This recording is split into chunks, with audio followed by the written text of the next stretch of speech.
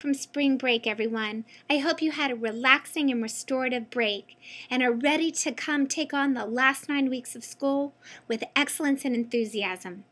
I'm creating this video in hoping to help you better understand how you can incorporate the virtues practice into your classroom in a meaningful and authentic way that's not an add-on. And so what I'll be doing is sending you, as I have been for the past several weeks, a virtue of the week. And this week, because of spring cleaning, is orderliness. And so I'll send you the educator's cards, which is the card to use with your students. I'll also be sending you the reflection cards, which is more for your personal development. And from the educator's guide, I'll be sending you the 2 sheets that go over what the virtue is, why practice it, how to practice it, what it looks like, signs of success, affirmations, and then activities and quotes on the back.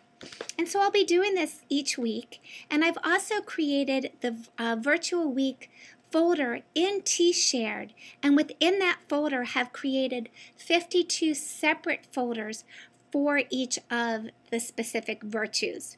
And so I'll have all of those resources in there, the cards as well as the 2-sheeters. And as we go about our work, if you find things that are specific to individual virtues, or if I find things, I encourage us to save them to the specific folder on T-Shared so that we start building a virtues library. Now, this is what the virtues look like in an authentic way. When you first start your week, if you'll read the virtue card to your students or have one of your students read it and just have them think, pair, share about that virtue, and then to be mindful of that virtue throughout the day so that, for example, if somebody is practicing orderliness, say, wow, you know what, I see so-and-so was orderly, they pushed in their chair.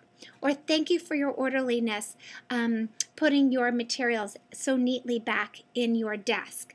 Thank you for your orderliness, picking the trash up and putting it in the trash can. You can model it, but then your students will also model it. And then at the end of the day, you can debrief with your students and ask them for volunteers of who demonstrated orderliness and how did they demonstrate it. They can also acknowledge their peers as well, and that's really, really powerful. If at the end of the day you want really quiet time and you feel like it would be hard to just pull the group together, you can have them write their reflections in a journal. So thinking about the virtue of the day or the week, how did they practice it, who did they see practice it, and perhaps how could they practice it tomorrow.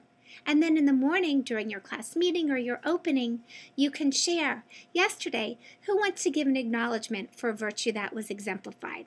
I hope that makes sense.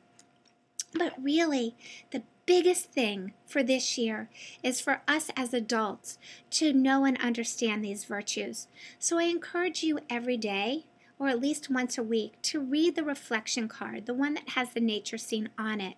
And remember, it's an invitation or an affirmation. It's never for you to beat yourself up about. And on the back, when you get to the practice, instead of just reading the list, you can turn it into questions. And you can do this with your students as well. For example, do I create a harmonious space that makes my soul peaceful? Do I keep only what is useful and beautiful? Do I put things in their place after I use them? I know I could work on that. Do I plan with purpose? Do I solve problems step by step? And do I trust in the presence that there is order in my life? And so when we can read these and internalize them, it doesn't just change our language, but it changes our lens. So I will be sending you an email that includes the list of the 9 virtues for the next 9 weeks, but you can use any of the virtues on a daily basis. And if I can be of service to you in any capacity, please let me know. And finally, I just want to let you know that I have some amazing new resources. This book is about managing emotional mayhem, and it's 5 steps for self-regulation. So I can come and do a lesson for your students and also meet with your team about this. I also have another book called Solving Thorny Behavior Problems, How Teachers and Students Can Work Together. And this has some great ideas for successful class meetings and especially addressing bullying. And then this other book, Teaching Children to Care, Classroom Management for Ethical and Academic Growth, K-8, has amazing resources as well. So I'm going to go in, I'm going to distill out what I think will be helpful and relevant, and then I'll pass it on to you. But please use me as a resource. Thank you for your patience and perseverance watching this long-winded video, and I look forward to spending time with you over the next 9 weeks. Take care.